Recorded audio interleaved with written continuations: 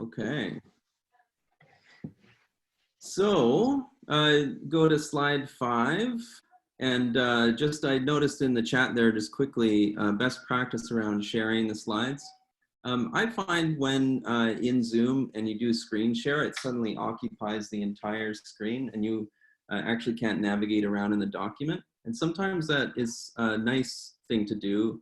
But in cases where I want you to kind of interact and see the notes on the slide and be able to manipulate the slide deck and copy it or do whatever you like with it, I'm doing it this way where I'm navigating us through the slides.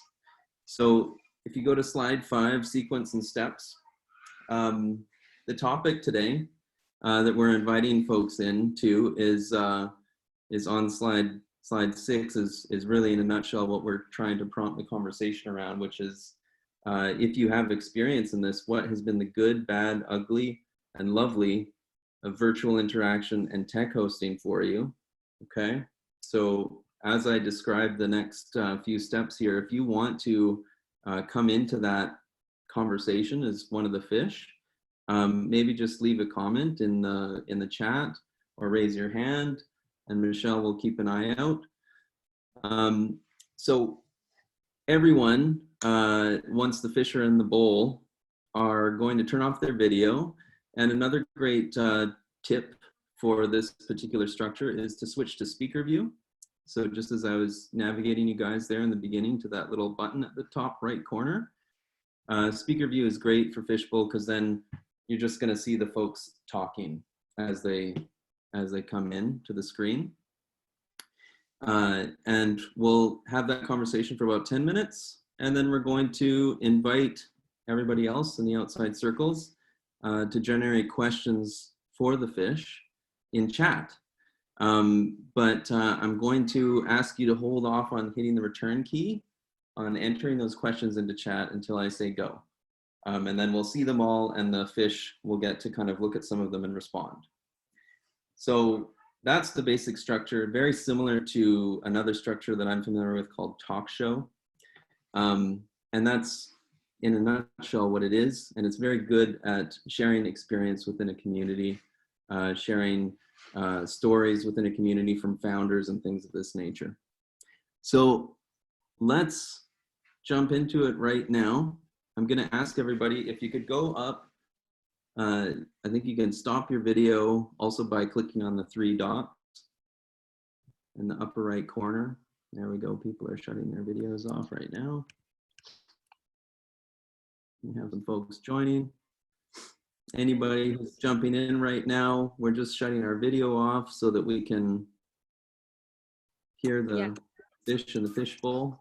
Stefan, if you want to join as a fish, go for it, stay on. So I did see a couple people with some stars in front of their name. I seem to have lost them now. I see Nikki Wilson has a star, and sounds like Jonathan Silby maybe had a star.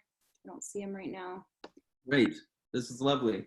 And I see you now, Jonathan. Feel free to put a star before your name if you want, then we can identify you. Yeah. And I'll see if I can, or Michelle, if you have a minute, if you're able to, you could always add a fish to them with using the emoji document. And I'm sorry, I won't be paying too much attention to chat as when I'm doing the kind of talking bit. I'm kind of more in that mode. So please, I apologize if I miss anything. Oh, and Diane Dickerson. So yeah, feel free to leave yourselves on, whoever is interested in being a fish here. I think that's a great idea. Lovely. Okay. So now that we've got some fish in the mix, I'm going to switch to speaker view too. And I'll just prompt you guys. In your experience, what has been the good, bad, ugly, and lovely of virtual interaction and tech hosting for you? Learning to breathe again.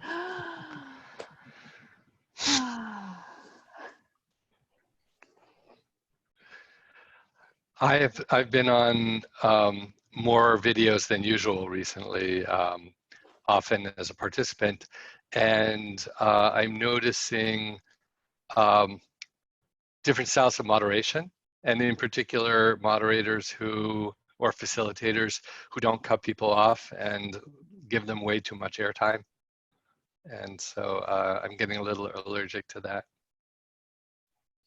Yeah, so it's interesting because if I think about this from the technology standpoint, I think, and I'm now speaking in terms of Zoom because it isn't exactly the same, but if you give people enough freedom to use Zoom and whatever other tool you're pairing with, they tend to not dominate verbally because you're inviting people into different experiences. So some of the, I think really interesting experiences, and mostly good, but I wouldn't say all good, have been when we've partnered some sort of visual tool with Zoom that allowed people to build ideas together, to reflect, to harvest. And by harvest, that could mean just gathering data or sense making of the data or both those things.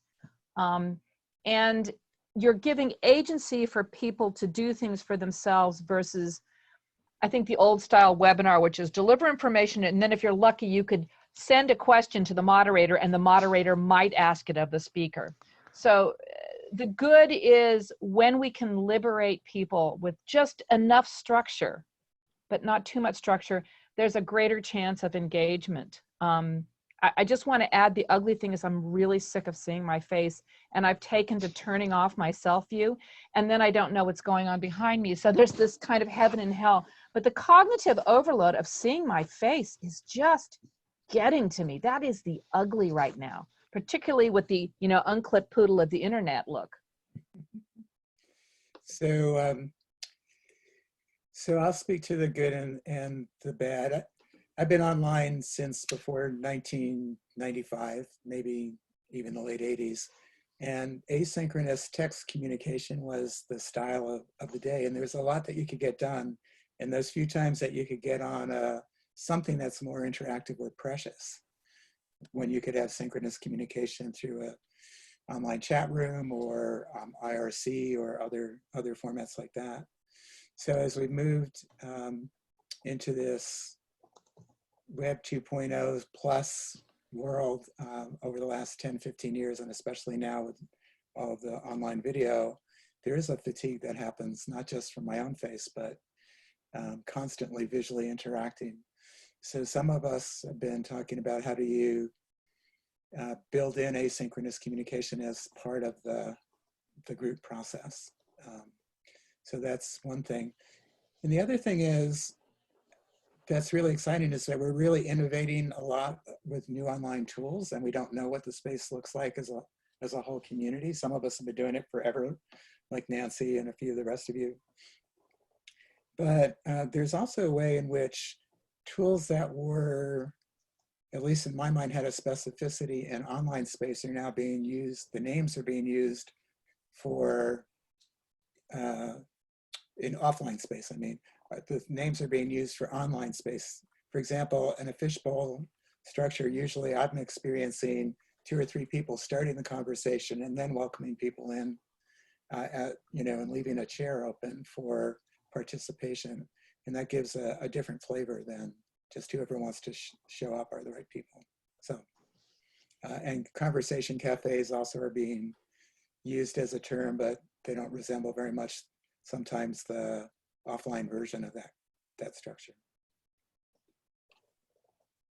Well, I'll jump in and say I would, in this group, I would consider myself a guppy more than a fish. So I, in some groups, I'm a great big fish. Yeah, today I'm a guppy.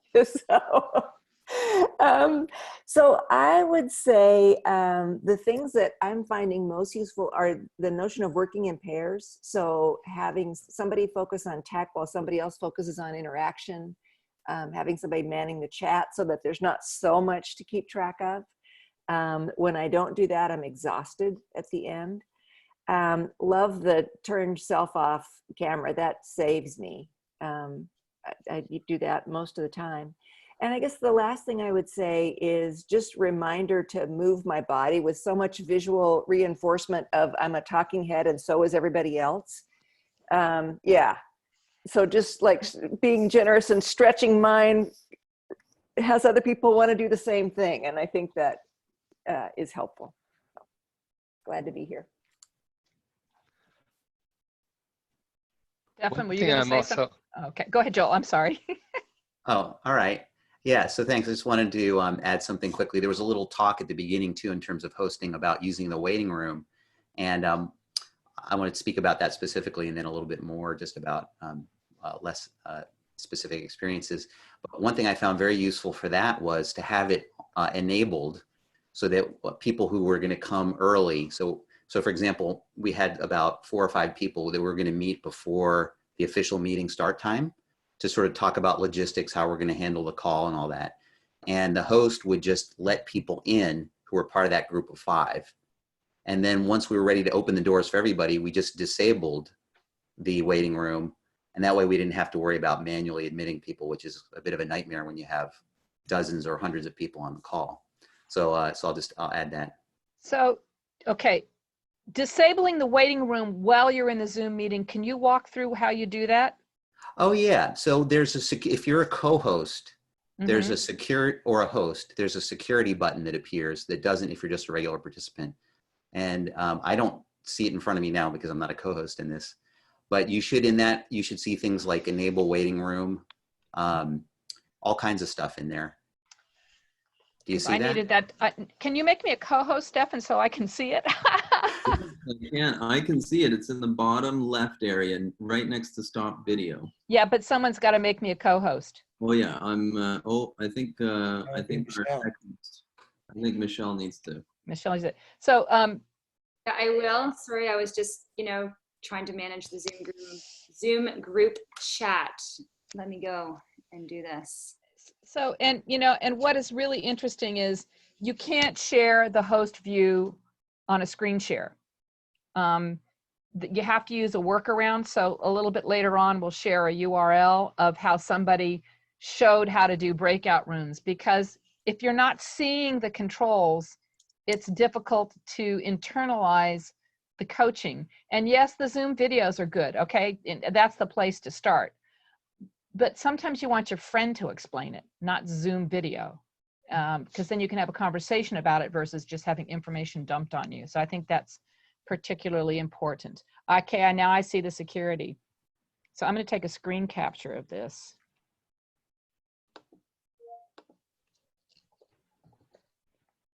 So I can take a screen capture, hopefully.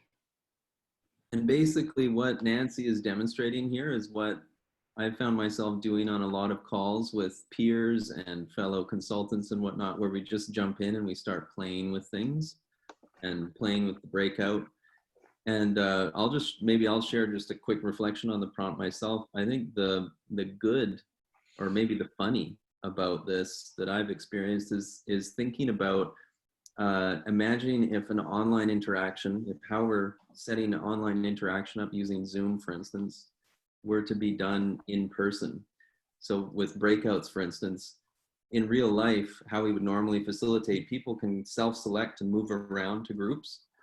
As the Zoom host, the shift in thinking is now you have to it'd be like if you were in the room physically moving people around and say, oh no, okay, over here, I'm gonna put you, oh, you're a duplicate.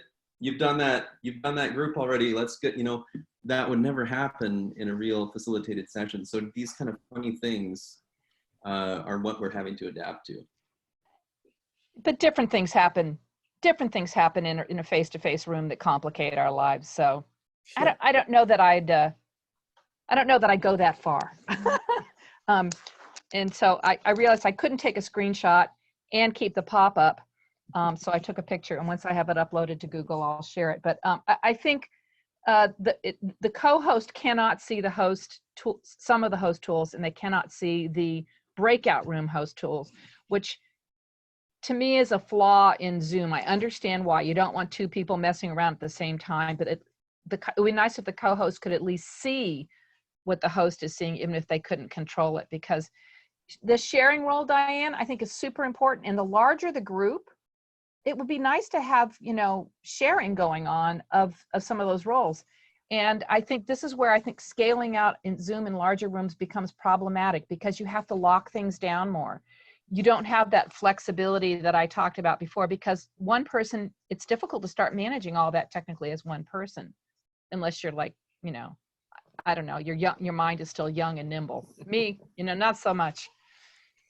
So one thing that that I've been noticing is when you're in physical space, there's a structure to the room, and it's clear who's the facilitator and who are the participants.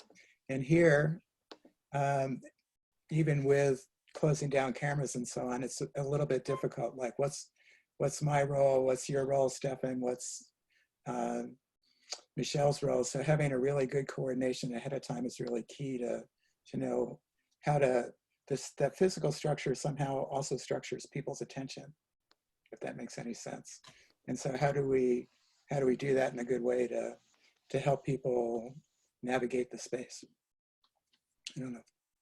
Definitely. And one, if I may just quickly, also in terms of coordination, one thing we found really helpful, we were on a 900 person call, and it actually went really well. Cool. And one of the things that we did is the team that we had in place, we had a text chain that was started so that we could have a communication channel that was outside of what was going on in the Zoom room. So if something came up, so one of the things, we had registration, and we had a whole bunch of people show up with all the same name, and we're like, is that a security threat? Is something weird happening?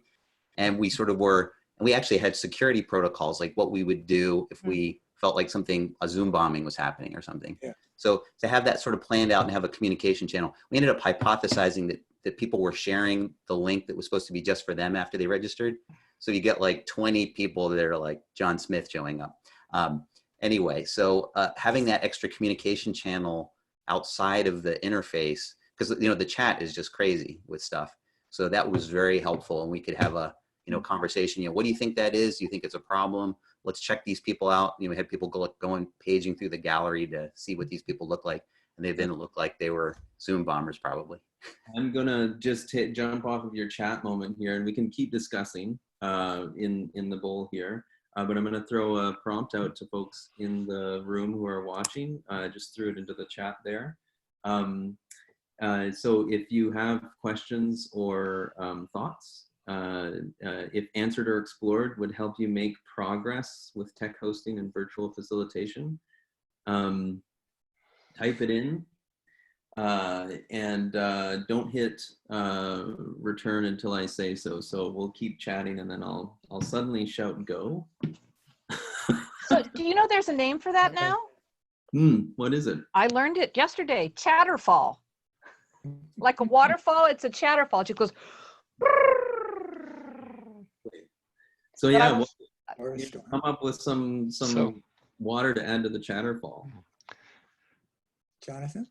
Yeah, in the meantime, one of the things I'm noticing because of not being able to go to my office is in my office, I have a really big second screen. And now I've got a laptop. And if I could only use my iPad, it would be even worse. So I'm curious about people's experiences with screens and how important that is when you're doing this stuff. I miss a big screen really, really a lot.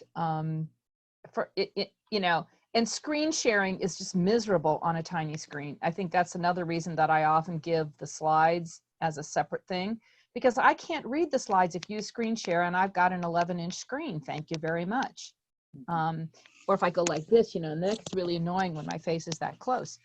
So for me, the size of the screen, and the other thing is we do forget, particularly the larger the group that people are coming on different devices, and their experience on a mobile phone is completely different than an iPad, than a laptop, than a large screen, than dual screens.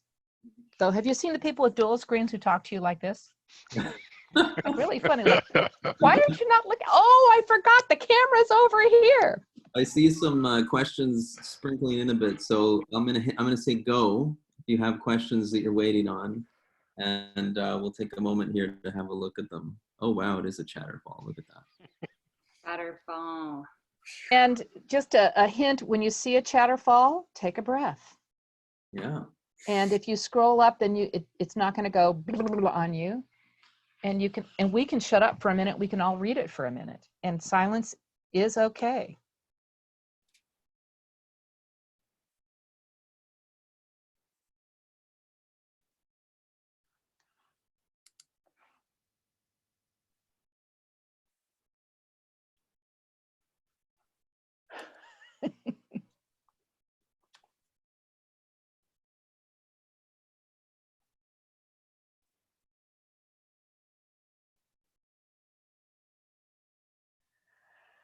Oh, I think there's some answers to some of these. Yeah. It's shocking. I was worried you guys asked questions that I couldn't answer. I don't know anybody else. So should we start from the top? Yeah, we could round robin, Nancy. Okay. You take a question, then I take a question, and whoever else. Great, Bill. Thanks. Okay, Nikki, safe spaces to practice here now. I'm going to put a URL also into the chat box of a calendar of events from the Liberating Structures community. And some of these are those sort of experiments.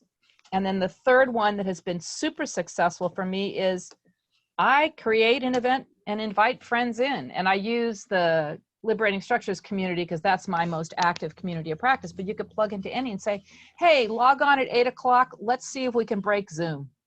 You know, I think treating this as an experiment and an adventure is essential. Now, the second point is that sometimes when we're live with real groups, it is still an experiment.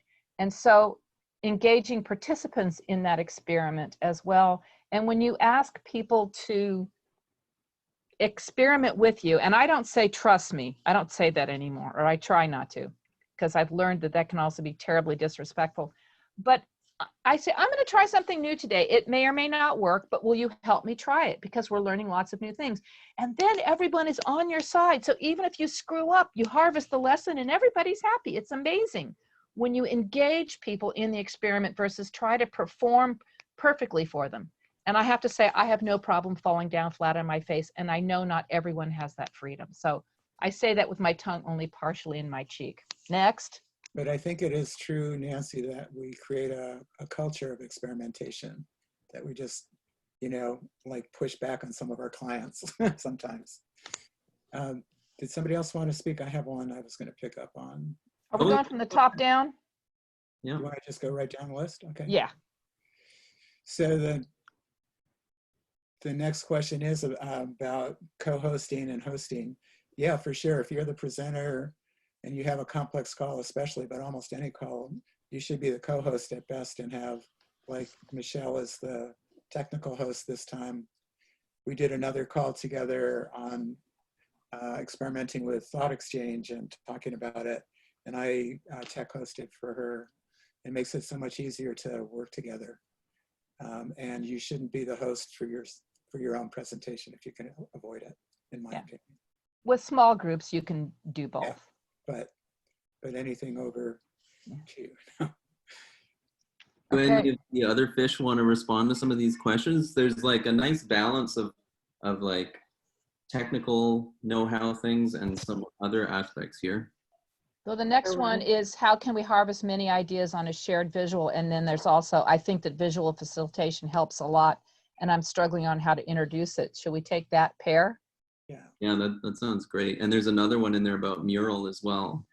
I'll just throw that out. Mural as a tool is a way to do this with large groups of people online. There's also an annotate feature in Zoom. And I think I have to screen share to turn it on. So I'll quickly do that. It's called the whiteboard. So you hit screen share and you hit whiteboard, and now that comes up for everybody. And in that little bar at the bottom, if you click more, or actually I think my option here is Under view options. Yeah, there we go. You can start adding to that. And that's built into Zoom. It's a very simple program. Mural is a lot more visually stunning, but I'll leave it there for myself. Anybody else want to jump in on that question? So I think just like face-to-face, the value of visuals is tremendously helpful. So you can have a graphic recorder who can digitally scribe and occasionally show their pad. There's a whole, that practice is exploding right now. The International Forum of Visual Practitioners is helping their membership build those skills. I know that we've contracted 2 different times now in the past 4 weeks with visual facilitators, and it's really lovely. The second is you can use Google Drawings or Google Slides and have people capture things. We've been doing a bunch of experimental events, and if we're doing breakout groups, I create a slide for each breakout group. I put the background color different for each slide. I put the breakout group number on the slide, and then they know, go group number 1, go to the green slide. They capture that on their slide, and then we can go back and scan across all the harvest and do whatever sense making we want to do. But I guess it's really saying that we have to use all of our senses, and drawing and taking notes are kinesthetic and visual, and they're really important, and I think they're going to become even more important. So tools like Mural and Miro and the beloved but now gone board thing are really important. I have a question. Maybe some of you folks have an answer. I'm on a group where one person is not allowed to use Google Drive by her company. And I'm wondering how often you run into that and if you have a workaround. Yes, I have run into that, and the workaround is to use one of the drawing tools. If they're not allowed to use the drawing tool, then you've got to use the annotation within Zoom. But I'm also finding that people who can't use Google Drive also can't use Zoom. Or they can use the web form, but not the app. Yeah. Yeah. Let's do one more question from the chat, and then I'm going to move us along. Is there any others that speaks to our group of fish here that they'd like to respond to? All of them. No, it's Oh, hard. rapid Zoom changes. That's a quick answer. If you have an account, they've now sending out regular emails. They finally moved to that. So that has improved in the last 10 days. If you're not a user, if you're not registered user, you won't get them. So even if you have a free account, make sure you get a free account and you'll get those emails. And I have a quick answer. You can share video with sound, but there's an extra setting to play the sound through the sharing. Otherwise, it's very faint. Yeah, you can do music that way too.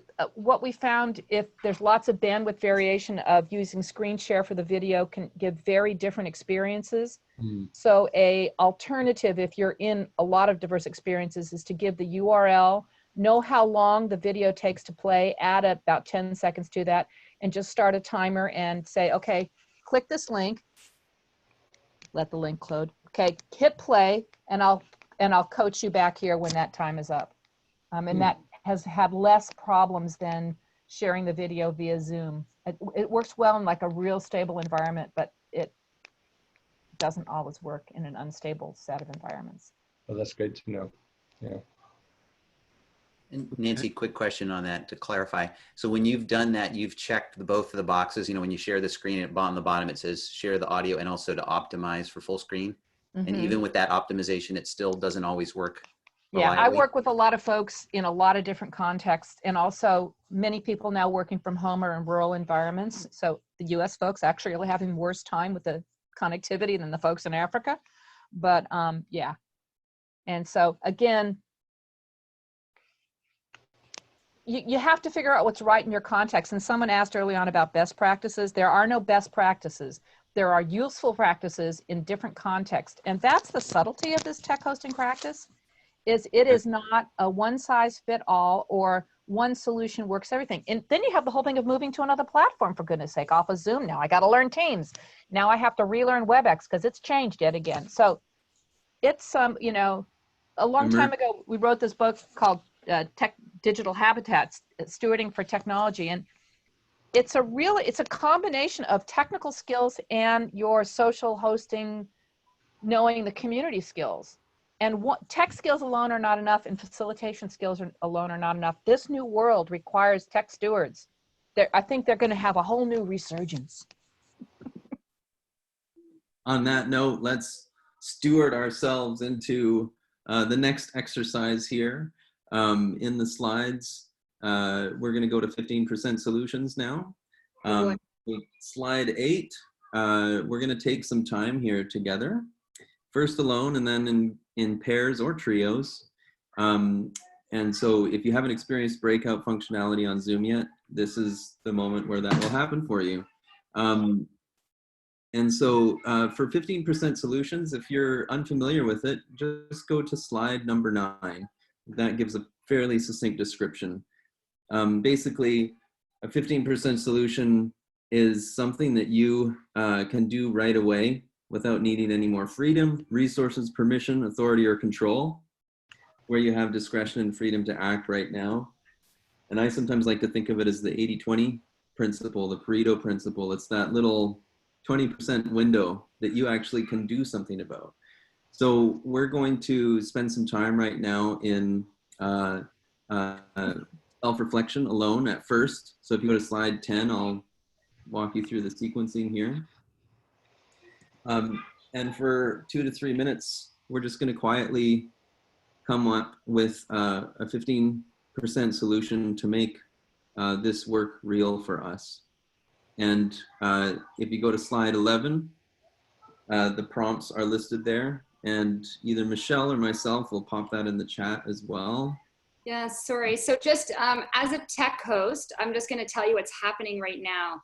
So I was listening to all of you, and then I remembered, oh, right, we're going to go into breakout rooms. Right, I better create those breakout rooms. And then somebody in the chat couldn't find the slide deck because they just joined the meeting.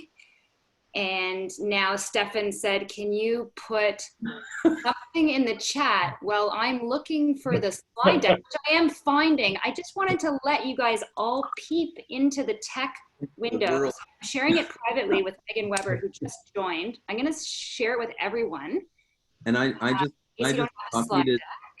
I'm backfilling you too, so I copied it into the chat as well. You can copy it into the chat, and my you don't have to worry. goal, I don't know if we did it, but when I saw 15% solutions, when we went through the slide deck, I just went jargon. So did we already go over that? Because I completely missed what you were saying. Yeah, yeah, I briefly described it. It's basically the 15% room that you have for leverage that you can make in your life right now. And it's a good way of really crystallizing for yourself just through that simple prompt that I've posted there, what your first step can be in overcoming a challenge or doing some work that you feel you need to do. So that first, if we were in a room, Stefan, in a regular room, what would it look like visually when you ask people? It would be us sitting down and scribbling on some paper, some thoughts, and then we would sit in pairs and deepen what we had scribbled down together. Great. So the only difference now in this technological room is that you're all going to go into your own little breakout room. So you'll just have 2 or 3 people to go through this with. But before we do that, it's simple when it's time.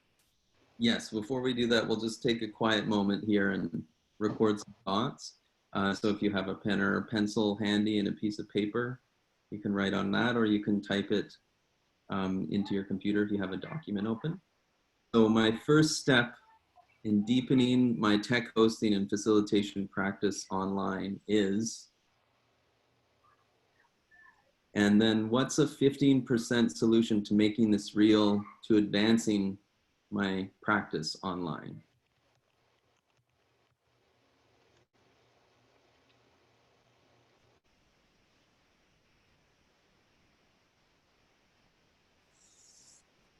Just a question, do we want to keep recording or did you want to stop there because we're going into breakouts and pause the recording? Thank you so much. So thanks to everyone for participating in the first activity, which was plenary fishbowl, but we cannot record once we go into breakouts. So at this point, I'm going to stop the recording, and we are stopping the recording.